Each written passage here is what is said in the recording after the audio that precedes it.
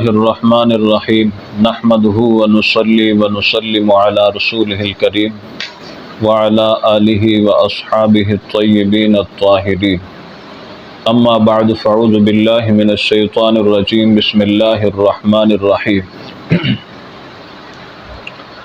واعبدوا الله ولا تشركوا به شيئا وبالوالدين إحسانا وبذي القربى واليتامى والمساكين وقال النبي صلى الله عليه وسلم من خرج في سبيل الله فهو ضامن على الله وإن عاش كفيا وإن مات دخل الجنة قال النبي صلى الله عليه وسلم رضا الرب في رضا الوالد وقال النبي صلى الله عليه وسلم الجنة تحت أقدام الأمهات او کما قال صلی اللہ علیہ وآلہ وسلم۔ درود پاک تلاوت فرمائے۔ اللہم صلی علی سیدنا و مولانا محمد وعلی آل سیدنا و مولانا محمد وبارک وسلم۔ یا رب صلی وسلم دائما ابدا علی حبیبک خیر الخلق کلہم۔ سب سے پہلی گزارش یہ ہے کہ جب بھی کہیں دینی گفتگو ہو تو پوری توجہ دھیان کے ساتھ سماعت کی جائے۔ دینی گفتگو سننے کا سب سے پہلا اور بڑا ادب یہی ہے کہ پوری توجہ کے ساتھ آدمی سماعت کرے۔ توجہ کو خراب کرنے کی اس طرح مستورات کے بیان میں بہت ساری صورتیں ہوتی ہیں، بچوں کا شور اور اس طرح گھریلو کام، تھوڑی دیر کے لیے یہ سارے کام روک لیں اور بچوں کو خاموش کروا لیں۔ اس طرح پوری توجہ دھیان کے ساتھ سماعت کریں۔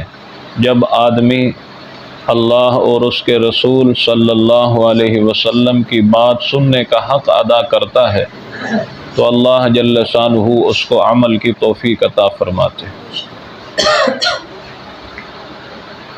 سننے کا حق ادا کریں گے اللہ ہمارے لیے عمل کرنا آسان کر دیں۔ تو اس لیے محض تلفظ کے لیے نہیں بلکہ عمل کی نیت سے بات سنی جائے کہ آج کے اس بیان میں مجھے جو بات کی جا رہی تو میں اس پہ عمل کروں۔ جو بات بھی ہو عمل کی نیت سے سنی جائے۔ جب آدمی نیت کر لیتا ہے تو اللہ جل شانہ اس کو عمل کی توفیق عطا فرماتے۔ تو عمل کی نیت بھی کر لی جائے کہ انشاءاللہ ہم نے محض سننے سنانے تک محدود نہیں رکھنا بلکہ عمل کی نیت کریں کہ ہماری زندگیوں کے اندر یہ بات آ جائے۔ عمل سے بات بنتی ہے، عمل سے زندگی بنتی ہے، جنت بھی جہنم بھی۔ یہ خاکی اپنی فطرت میں نہ نوری ہے نہ ناری ہے۔ تو اعمال کی نیت، اعمال کی بڑی قدر ہے اللہ کے ہاں۔ اس لیے عمل کی نیت کر لیں کہ انشاءاللہ ہم جو بات بھی ہوگی اس پر عمل کریں گے۔ اللہ جل شانہ کا بہت بڑا احسان کرم ہے کہ مالک کریم نے ہمیں ایمان کی دولت عطا فرمائی۔ دنیا میں سب سے عظیم دولت، سب سے بڑیا دولت اور سب سے قیمتی چیز وہ ایمان ہے۔ تھوڑا کھلا رکھ۔ آج ہمیں ایمان کی قدر نہیں ہے۔ جب یہ آنکھ بند ہوگی، آخرت کی آنکھ کھلے گی تو پھر ایمان کی قدر پڑے گی۔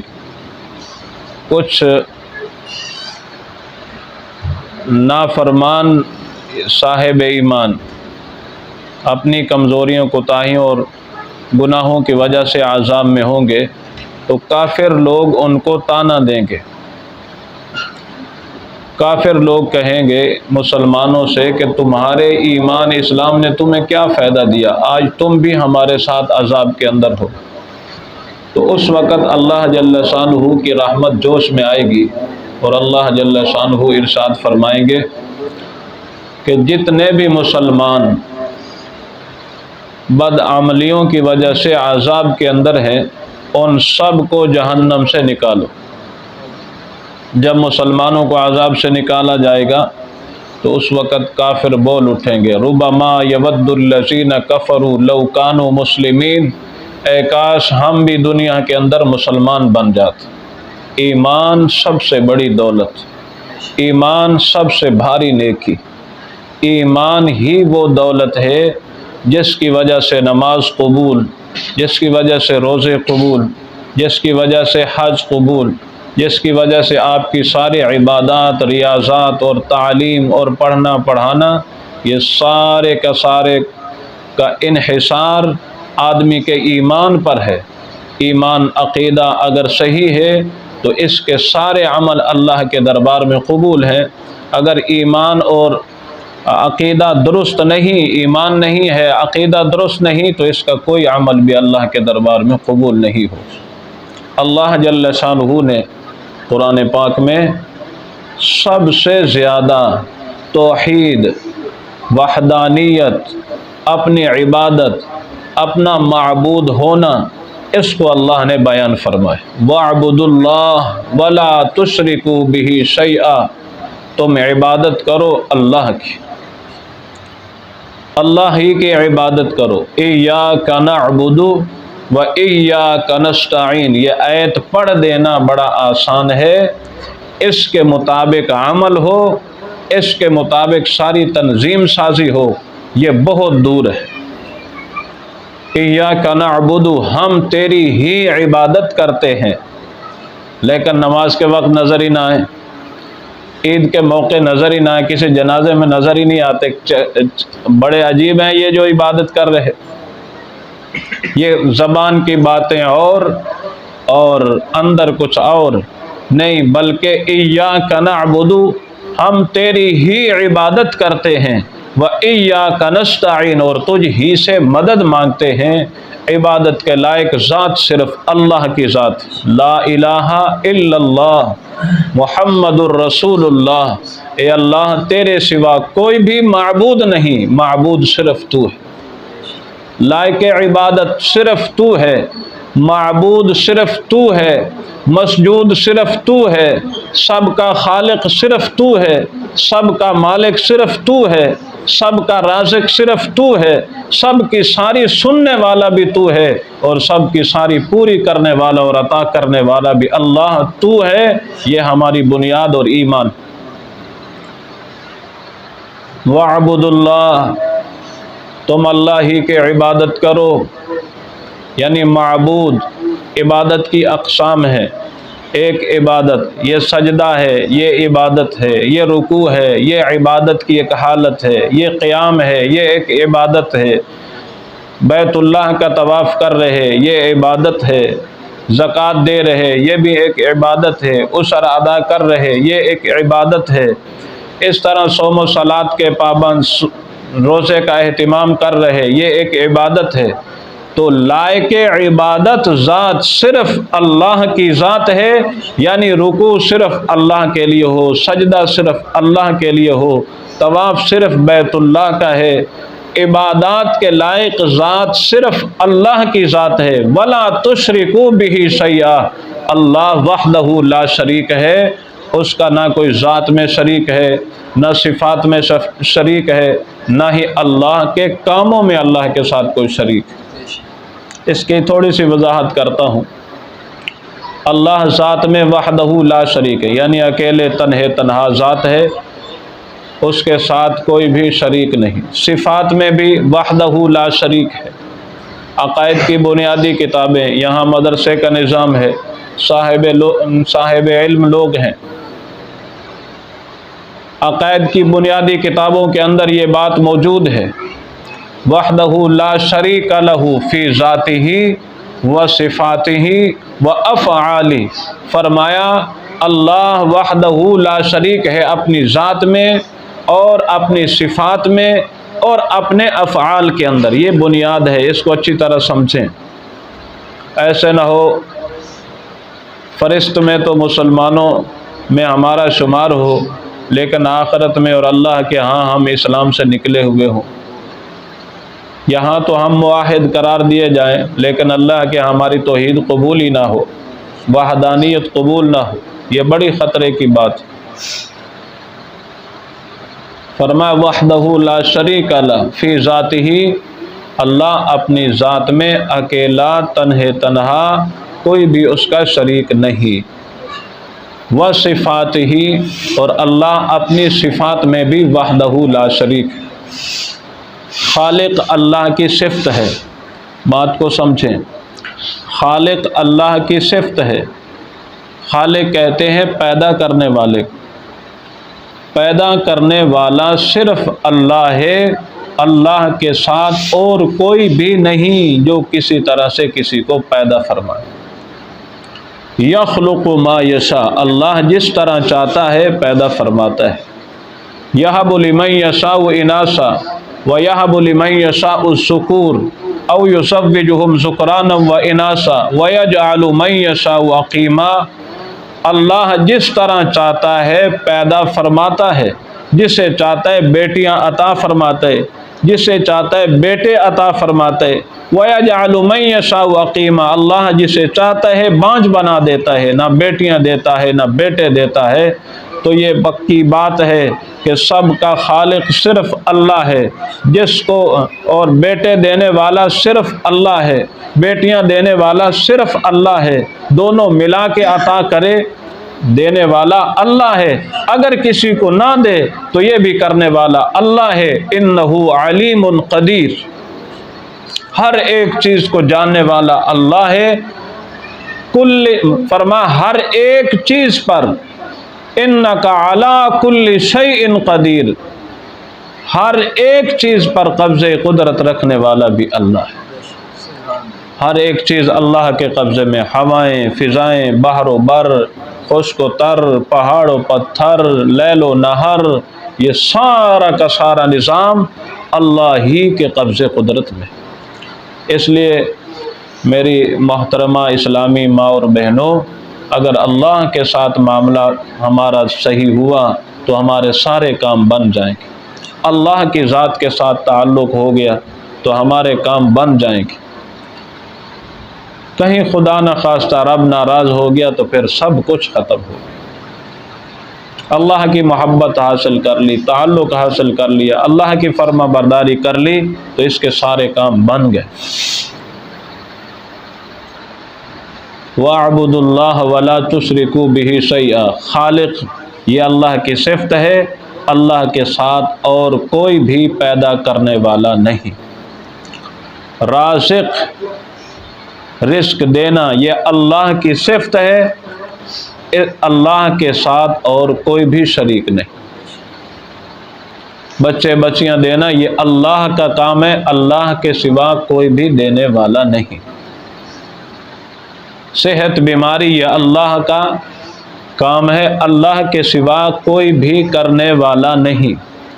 زندگی موت سب اللہ کے قبضے قدرت میں ہے، اللہ کے سوا کوئی نہ زندہ کر سکتے نہ موت دے سکتے۔ آگے بات ہے وَأَفْعَالِهِ، اللہ اپنے کاموں میں بھی وحدہ لا شریک ہے۔ کاموں میں وحدہ لا شریک کا کیا مطلب ہے؟ اس بات کو بہت ہی دھیان کے ساتھ، ابھی ہوا چل رہی ہے، یہ رب کا کام ہے۔ دھوپ نکلی ہوئی ہے، یہ رب کا کام ہے۔ گرمی لگ رہی ہے، تپش ہے، یہ رب کا کام ہے۔ اگر کوئی کہے یہ ہوا کسی اور کے فلاں ستارے کی وجہ سے، فلاں نجومی کی وجہ سے، فلاں اس کی وجہ سے، اس کی وجہ سے، تو اللہ کے اس کام میں اس نے فلاں فلاں کو شریک ٹھہرا دیا، جبکہ حقیقت یہ ہے کہ اللہ اپنی ذات میں بھی وحدہ لا شریک، صفات میں بھی وحدہ لا شریک، اور اللہ اپنے کاموں میں بھی وحدہ لا شریک۔ سب سے پہلے اللہ کی عبادت، پھر عبادت میں نماز میں ہمارا قبلہ بیت اللہ ہے، ساری عبادات میں جس ذات کو دیکھ کر چلنا ہے وہ ذات رسول اللہ صلی اللہ علیہ وسلم۔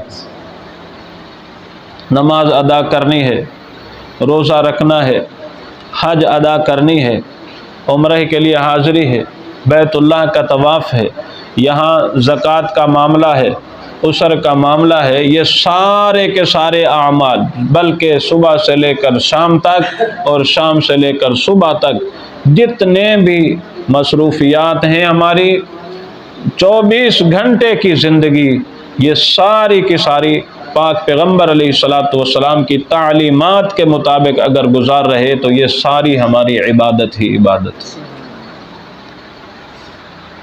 اس لیے سنت کو عام کریں،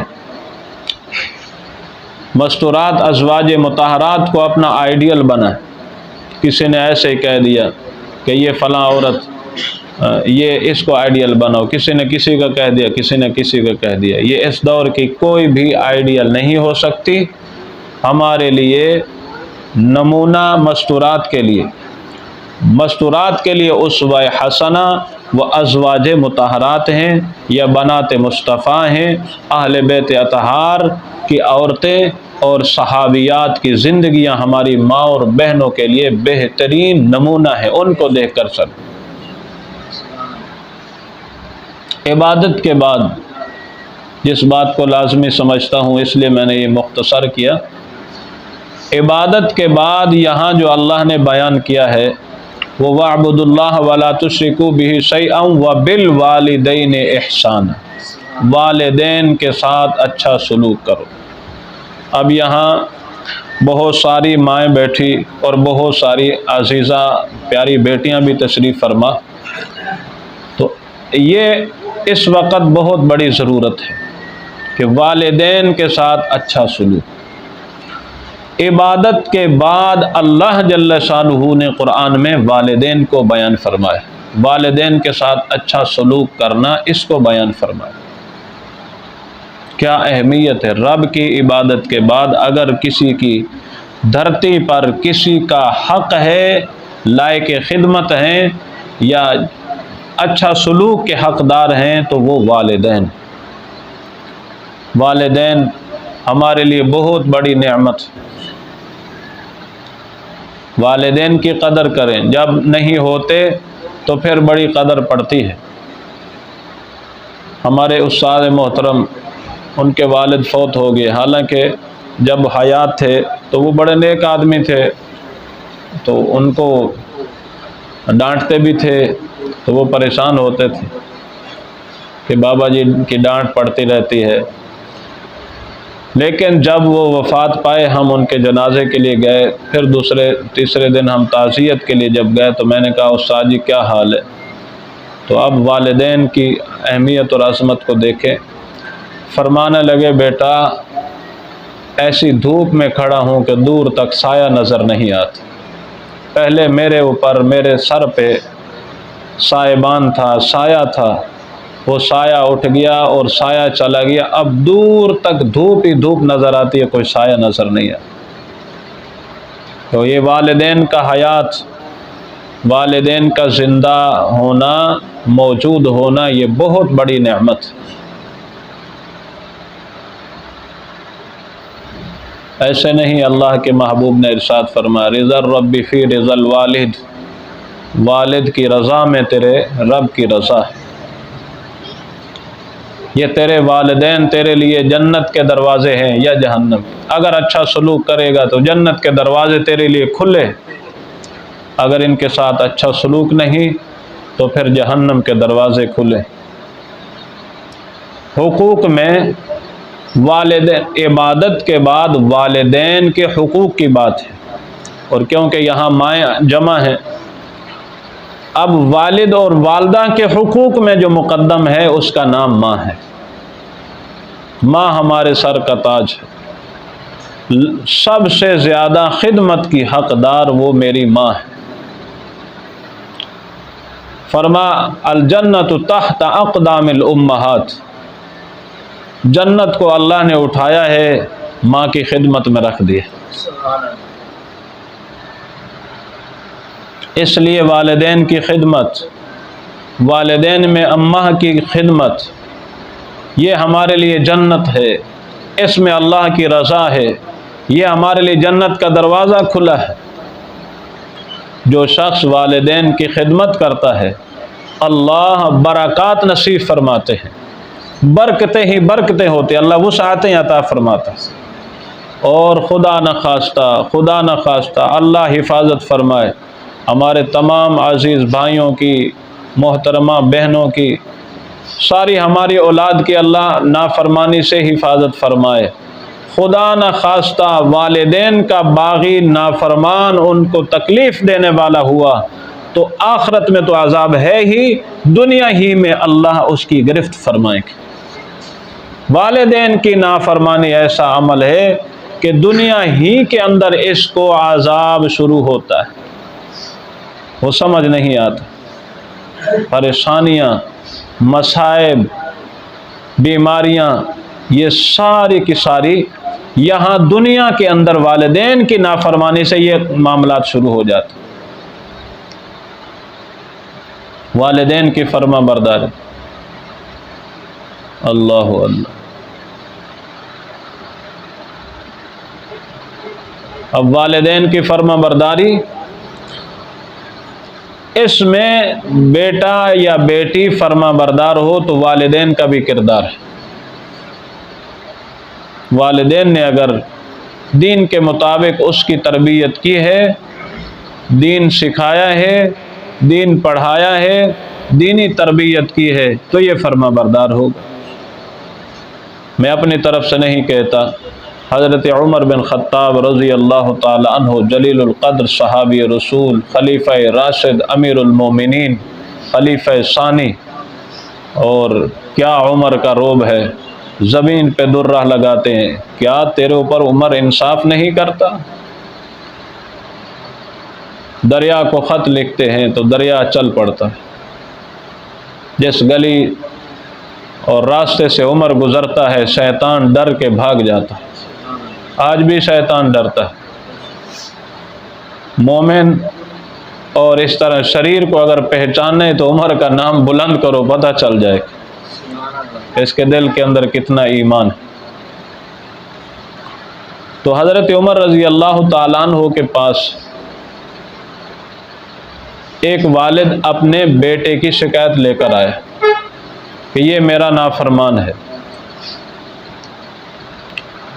تو آقا کریم علیہ السلام حضرت عمر رضی اللہ تعالیٰ عنہ کی مجلس میں بیٹے کی شکایت لے کر آئے، تو حضرت عمر نے بیٹے کو بلایا اور پوچھا، تو بیٹے نے کچھ باتیں کی جو میں عرض کرنا چاہتا ہوں۔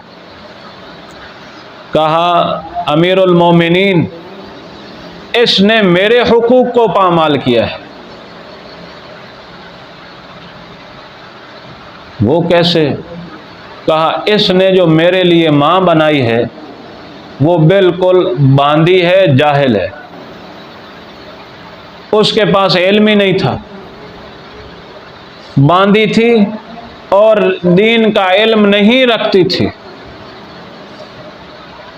اب بیٹا فرما بردار ہو تو اس سے پہلے ماں کا دیندار ہونا، صاحب علم ہونا یہ لازمی ہے۔ بیٹی فرما بردار بنے تو ماں کو پہلے نیک بننا پڑے گا۔ پھر وہ کہنے لگا، امیر المومنین، میرا حق ہے کہ میرا اچھا خوبصورت نام ہوتا، میری پیدائش کے پہلے تو یہ میری ماں اچھی نہیں لایا، میری ایک باندی کے ساتھ اس نے نکاح کیا، وہ باندی ہے، اس کے پاس دین کا علم نہیں۔ دوسری بات، جب میں پیدا ہوا تو بچے کا خوبصورت نام رکھنا یہ بچے کا حق ہے، اس نے میرا نام رکھا ہے جوعل، جوعل کہتے ہیں گندگی کے کیڑے کو، تو اس نے میرا حق پامال کیا۔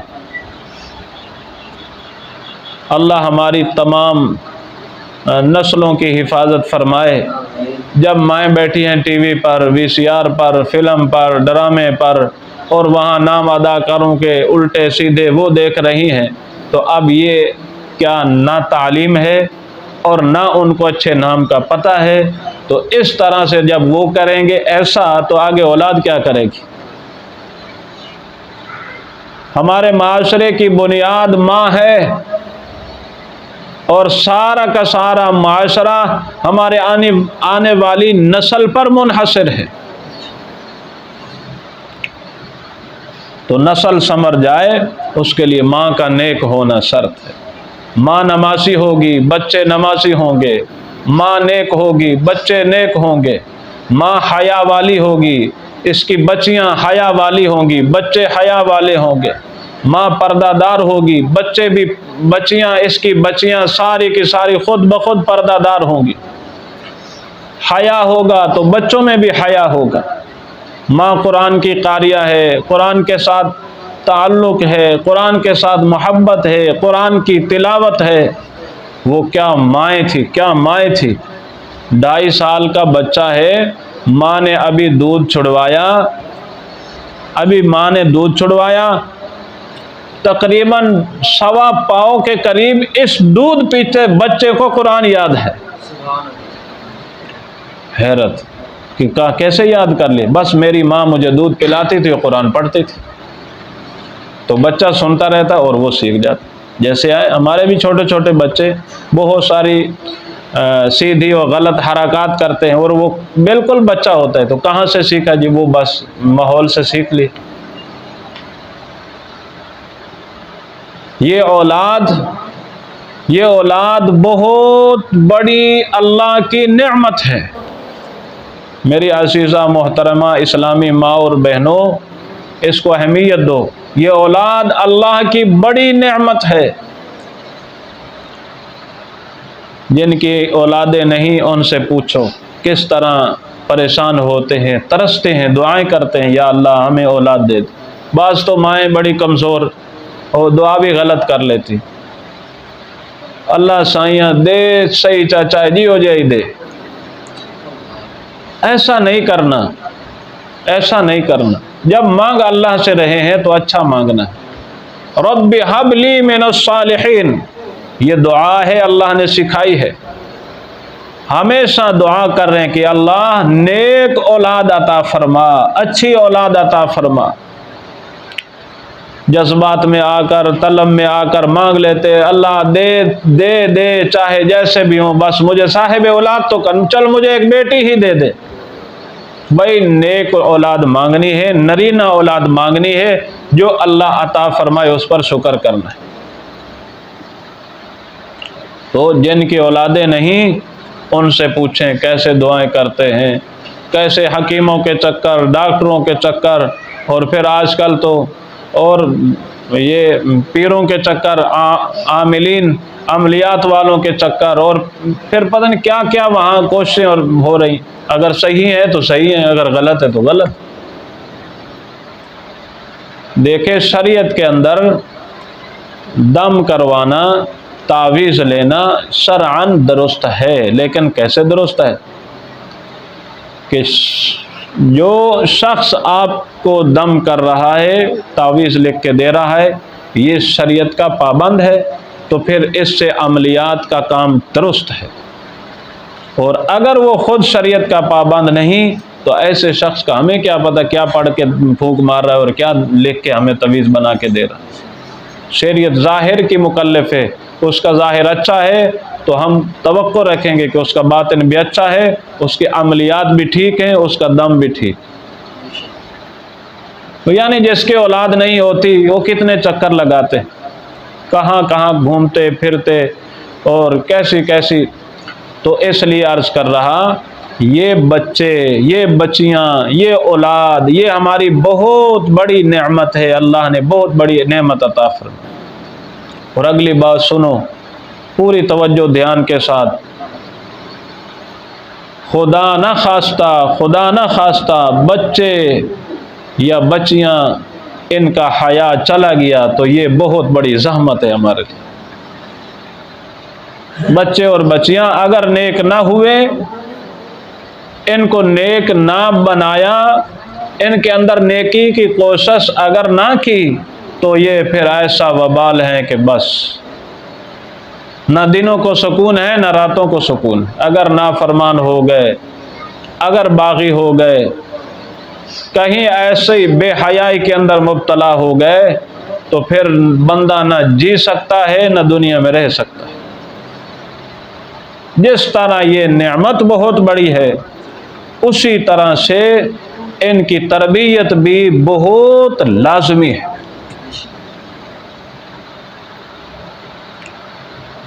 آج کل ہمارے ہاں ایک رواج بن چکا ہے، رواج کیا، بس ایک ترتیب بن چکی ہے کہ بھئی خوب جوش اور جذبے کے ساتھ تقریر ہو یا خوب ترنم ہو، واہ واہ واہ واہ سبحان اللہ، لیکن آگے پوچھ لیں بھئی کچھ آپ کو سمجھ بھی آیا، یا آپ نے اس تقریر سے کیا حاصل کیا، اس بیان سے کیا حاصل کیا؟ وہ کچھ نہیں، وہ پتہ ہی نہیں۔ تو اس وقت بس موقع بموقع اگر کہیں ایسا ہو، کوئی مسئلہ ہے نہیں، لیکن ضرورت کو دیکھیں، موقع کو دیکھیں، کس بات کی زیادہ اہمیت ہے اس کو مد نظر رکھیں۔ اس وقت ہمیں زیادہ جوش جذبے اور طرزوں کی ضرورت نہیں، عملی زندگی میں اترنے کی ضرورت ہے کہ عملی طور پر ہم مسلمان ہوں، ہمارے بچے مسلمان ہوں، ہماری بچیاں اسلام کی پابند ہوں، عملی طور پر اس کی ضرورت ہے۔ اور یہ کون کریں گے؟ یہ ماؤں کی پہلی ذمہ داری ماؤں کی ہے کہ مائیں اپنے بچوں کو نیک بنائیں۔ خدا نخواستہ ان کے حقوق کو پامال کیا، ان کی دینی تعلیم اور تربیت نہ ہوئی تو بس پھر ایسے سیاپے ہیں، ایسی پریشانیاں ہیں کہ دور دور تک پھر کہیں سکون نہیں ملتا۔ پھر آدمی کہتے ہیں بس دنیا سے اللہ اٹھا ہی لے تو اچھا، پریشان ہوتے۔ اس لیے بچوں کی تربیت کا خیال رکھیں۔ بچوں کی تربیت وہ دین کی تعلیم ہے، دین کی تعلیم، دینی ماحول، دینی ذہن سازی، دین پر عمل، یہ بچہ تربیت والا ہے۔ بچوں کو نمازی بنائیں، بچوں کو نماز سکھائیں۔ اور حدیث میں آتا ہے اولاً بچوں کے جو بنیادی حقوق ہیں ان میں فرمایا ان کو اہل بیت اطہار کی محبت سکھاؤ، رسول اللہ کی محبت سکھاؤ۔ بنیادی چیزیں ہیں، لیکن ہمارے ہاں یہ سب کچھ شاید کہ اللہ کے محبوب کی محبت و عقیدت سب سے پہلا حق ہے بچے کا، اور خاندان نبوت، اہل بیت اطہار، صحابہ کرام، ان کی محبت اور اطاعت سکھائی جائے، یہ بچے کا پہلا حق ہے۔ فرما جب 7 سال کا ہو جائے تو اس کو نماز کا کہو، یہ اللہ کی طرف سے رسول اللہ صلی اللہ علیہ وسلم کا ارشاد ہے۔ یہ کیا ہو رہا ہے؟ یہ بچے کی تربیت ہو رہی ہے کہ چھوٹا ہے تو اب رسول اللہ صلی اللہ علیہ وسلم کی ذات کی محبت، آپ کی عقیدت، آپ کی اہمیت، آپ کے فضائل، یہ ان کو سنائے جائیں۔ اب تھوڑا سوجھ بوجھ آ گئی تو اب اس کو نماز کا کہو۔ بھائی 7 سال میں نماز کا کہنا ہے، اب 7 سال میں تو نماز اس نے پڑھنی ہے، لیکن یہ نماز کب سیکھنی ہے، دعائیں کب سیکھنی ہے، نماز کے فرائض ہیں، نماز کے واجبات ہیں، نماز میں سنن ہیں، مفسدات ہیں، وضو کے فرائض ہیں، اس طرح وضو کی سنتیں، وضو کی ایک پوری ترتیب ہے، یہ کب سیکھنی ہے؟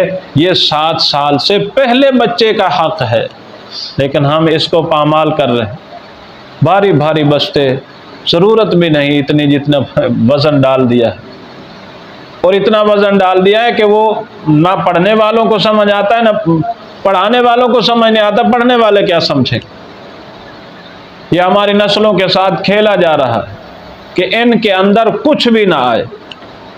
اساتذہ بھی سر پکڑ کے بیٹھتے ہیں کہ یہ پریپ کے انہوں نے انگلش ہے، یہ 1 کی انگلش ہے، یہ جو ہمیں سمجھ نہیں آتی، یہ 1 والا بچہ کیا سیکھے؟ یہ بچوں کے ساتھ کھلواڑ ہو رہا ہے۔ اور بنیادی طور پر اسلامی تعلیمات میں بچوں کا بنیادی حق وہ یہ ہے کہ ان کو نماز سکھاؤ، ان کو رسول اللہ صلی اللہ علیہ وسلم کی محبت سکھاؤ، اہل بیت اطہار صحابہ کرام کی محبت سکھاؤ، ان کی اطاعت و فرما برداری اور اتباع سکھاؤ۔ اور یہ کس نے سکھانا ہے؟ کیونکہ والد تو دکان پر ہے، والد یا تو باہر ملازمت کے لیے یا زراعت میں مصروف ہے، یا اگر مزدور ہے تو وہ تو مزدوری کے لیے گیا ہے، گھر میں اماں ہے، ماں ہے، اور ماں نے یہ ساری تربیت بچے کی کرنی ہے۔ اور اگر ماں ہی کی تربیت نہیں، ماں ہی کو رسول اللہ کا نام تک نہیں پتا، حضور صلی اللہ علیہ وسلم کی سیرت سنت سے آشنا ہی نہیں، تو پھر یہ بچہ کیا کرے؟ تو اس لیے میری محترمہ اسلامی ماں اور بہنوں، سب سے پہلی چیز کہ مائیں نیک بنیں، پھر مائیں بچوں کے حقوق کا خیال رکھیں، تو انشاءاللہ یہ ہمارا سارا کا سارا معاشرہ بن جائے۔ ابھی مائیں جب چاہ رہی ہیں کہ ماں کو پرواہ ہی نہیں ہے، بچی پردہ کرتی ہے نہیں کرتی، میری بچی میں حیا ہے، اللہ حفاظت فرما، ہر وقت موبائل پہ اور موبائل پہ پتہ نہیں کیا کیا چل رہا ہے، پھر کیا بنے گا؟ ہمارے ایک عظیم اللہ والے بزرگ بلکہ حاجی عبد الوہاب صاحب رحمہ اللہ کے ملفوظات میں ہم نے سنا ہے کہ وہ فرماتے تھے، اگر دنیا میں جنتی شخص دیکھنا ہے تو وہ مفتی محمد حسن کو دیکھ، دامت برکاتہم العالیہ۔ اور مفتی حسن صاحب اکثر یہ میں نے ان سے سنا ہے کہ یہ موبائل کی سکرین اور ٹی وی اور وی سی آر کی سکرین پہ بیٹھے لوگ ہر ایک کو مت سنو، اس کے اندر ایسے گمراہ قسم کے لوگ بیٹھے کہ تمہارا ایمان برباد کر کے رکھتے، اور اس وقت تو فتنے فساد کا عروج ہے، گناہوں کا عروج، بے حیائی، فحاشی اور یعنی کو رواج دیا جا رہا ہے، لایا جا رہا ہے زبردستی۔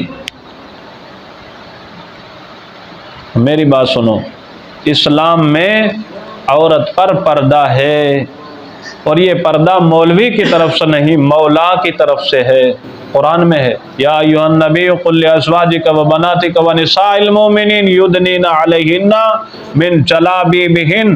وہ کیا صحابیات تھیں کہ جب پردے کی آیت نازل ہوئی وہ وہیں بیٹھ گئیں اور کہا جب تک ہمارے لیے برقع، چادر یا پردہ ہمارا نہیں لایا جائے گا ہم یہاں سے آگے ایک قدم بھی نہیں اٹھائیں۔ کہاں وہ اور کہاں آج؟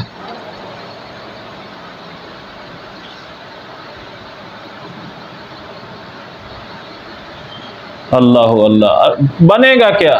نوجوان لڑکے اور نوجوان لڑکے، یہ آگ ہے، آگ، اور گوئے آگ کے اوپر پٹرول ہے، کہ ہوگا کیا؟ یہ نسل ساری جل کے راکھ نہیں ہوگی؟ نوجوان بچے اور بچیاں کٹھے ہیں، ہاتھوں میں ہاتھ ہیں، اور کیا کیا ان کو القابات، اور ایک دوسرے کو القابات کے ساتھ پکار رہے ہیں، اور پھر دوسرے لفظ میں کیا کہوں، نیم برہنہ ہے یہ۔ تو یہاں کیا بنے گا؟ ایمان بچے گا، حیا رہے گا، عزت رہے گی؟ اگر اس معاشرے اور ماحول کو، اس طرح کے ماحول کو، یعنی بے پردگی بھی ہے، نیم برہنہ بھی ہے، اور کٹھے بھی ہیں، اور پھر اس طرح کٹھے ان کے ناچ گانے اور ڈانس بھی ہو رہے ہیں، اور اس کو کوئی کہے کہ یہ تعلیم ہے، یہ تعلیم کے نام پر بربادی اور معاشرے کو برباد کیا جا رہا ہے۔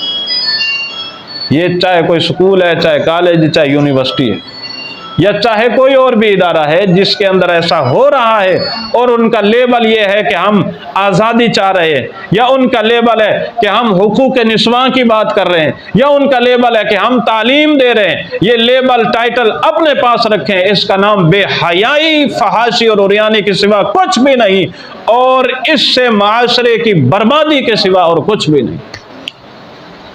اور بلکہ ہمارے بزرگ تو فرماتے ہیں اگر اس طرح کا تعلیم کا لیبل لگا کہ اس طرح بے حیا بنایا جا رہا ہے اور یہاں کیا جا رہا ہے، ان کے پردے اور اس طرح یہ ساری چیزیں اگر ختم ہو رہی ہیں تو اس سے جاہل رہیں تو اچھا ہے، ایسی تعلیم کی ضرورت نہیں۔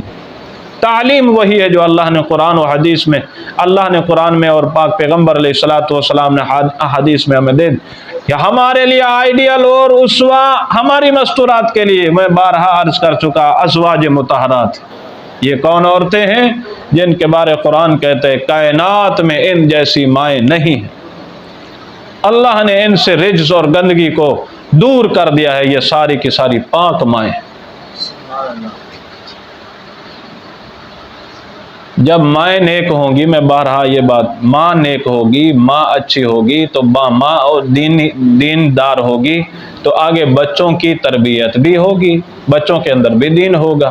تو اگر بچیاں اس طرح دیندار ہیں، حیادار ہیں، پردے دار ہیں، نماز والی ہیں، احکامات کو پورا کرنے والی ہیں، تو یہ سارا کا سارا معاشرہ سنور جائے گا۔ تو والدین کے بھی حقوق ہیں اور بچوں کے بھی حقوق ہیں۔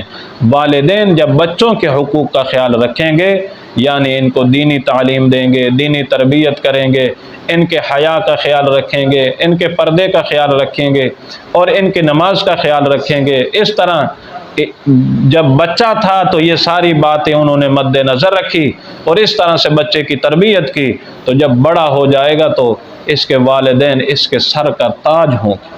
پھر ماں باپ روئیں گے نہیں کہ ہماری مانتا نہیں، ہماری سنتا نہیں، بلکہ ہمیں تو برا بھلا کہتا، ہمیں گالیاں دے رہا ہے۔ ماما جی، بابا جی، یہ آپ کے ہی کمائی ہے، باہر ملک میں بھیج دیا، کہاں پتہ نہیں کن کے ساتھ رہ رہا ہے اور کیسی تربیت، کیسا ماحول ہے، ہاسٹلوں میں رہ رہے ہیں، کیا وہاں کیا ہو رہا ہے۔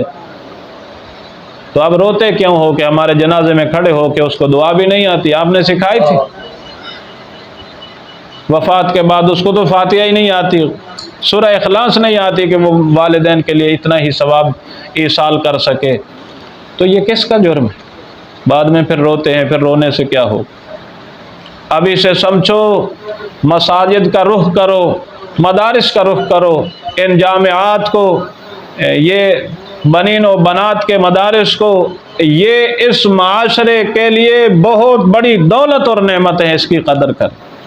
اور اس طرح پردہ نشین، یہ حیا اور پاک دامن جتنی بھی ہماری مائیں اور بہنیں اور بیٹیاں اس ماحول اور معاشرے کے اندر ہیں، ان کی بھی قدر کی جائے کہ اس دور کی یہ بہت اللہ والے، یہ بہت اللہ والی۔ پھر اللہ کرے ہمارے جتنے بھی اساتذہ، معلمات، اللہ ان کو اخلاص نصیب کرے، اخلاص سے بات بنے گی، ایسا نہ ہو دکھلاوا آ گیا، ریاکاری آ گئی، شہرت آ گئی، تو اس سے سارا عمل برباد ہو جائے۔ ذرہ کے برابر بھی فرما، جو لوگوں کو دکھانے کے لیے لوگ کہیں بڑا نیک ہے، بڑا حاجی صاحب ہے، یہ عورت تو اتنی نیک ہے کہ اس کی کوئی حد نہیں، قیامت کے دن اعلان ہوگا جس کے لیے تم نے عمل کیا تھا آج اسی سے اجر لے لو، اور وہاں اللہ کے سوا دینے والا کوئی بھی نہیں ہوگا۔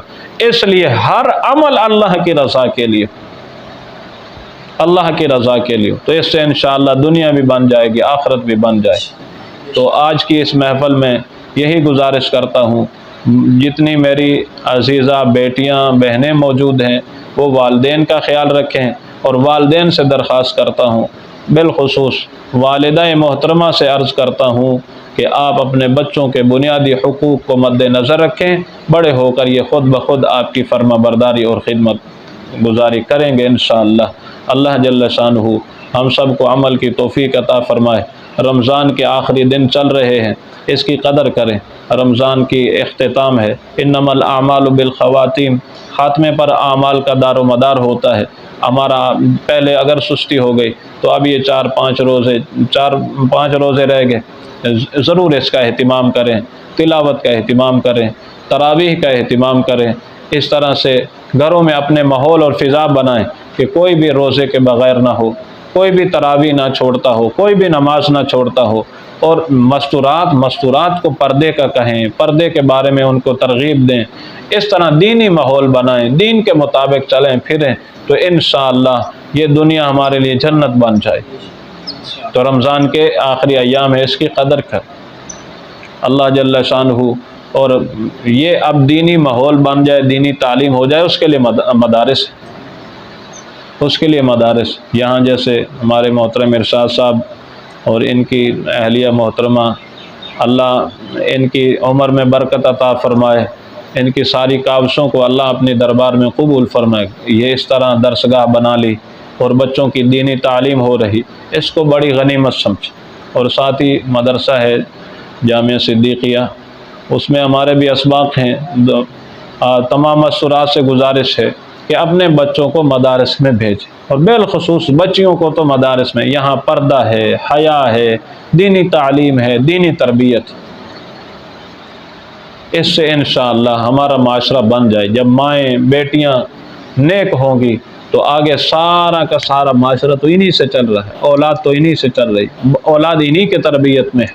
تو اس لیے کوشش کریں مدارس کو زیادہ سے زیادہ مدارس کی طرف رخ کریں، باقی اپنے آپ کو تمام گناہوں سے بچائیں۔ اللہ جل شانہ ہم سب کو عمل کی توفیق عطا فرمائے۔ آخر دعوانا الحمدللہ رب العالمین۔